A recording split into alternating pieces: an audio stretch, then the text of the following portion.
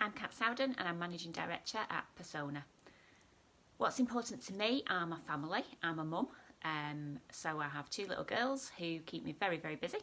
I have my husband and my mum and dad and my sister live opposite, so we have a true extended family. I also am passionate about animals, always have been. When I was growing up I had a bit of a menagerie. It was a bit of a standing joke that every type of animal I wanted to have, and almost like a little zoo. So I've scaled that back a little bit as I've grown up, but we do have a dog and we have a couple of cats, a couple of rabbits and a pony as well. So all of that is really important to me.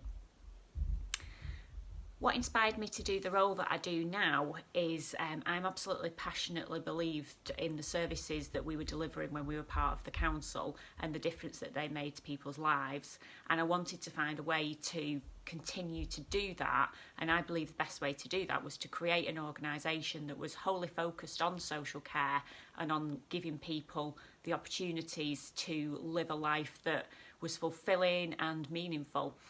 So we created Persona. And I believe in doing that, we've created an organisation where we can really focus in on what our customers want. But in addition to that, we can create a workforce that feel invested in. It's my belief that the best way to deliver fantastic social care is to have fantastic people doing it. And the way to achieve that is to create the conditions for people to really enjoy their jobs and to thrive. And I think that's what we've created at Persona. In terms of my well-being, there's a number of things that I try to do to create a sense of well-being.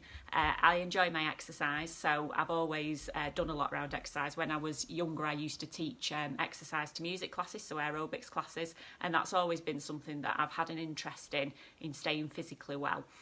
As I've got older and I've got more demands on my time, some of that's not quite as possible as it was, so I've moved into things like swimming, walking, running, things that can fit more around family and work, but I still really enjoy all those sorts of exercise.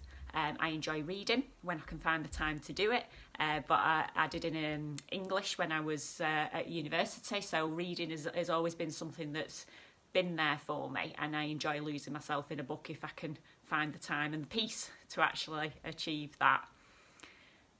In terms of what I would say to somebody in terms of improving their well-being, I think getting time outside, whether that's walking, doing the garden, but getting loads of fresh air, moving about a lot, that's really important. However you choose to do it, I think it's that outdoor, gives you that vibrancy, gives you that sunlight, fresh air, massively important.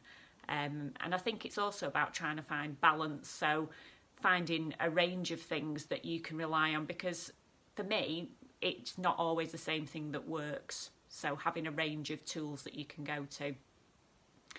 The adjustments I've had to make at the moment to my well-being are largely around the number of hours I've got in the day.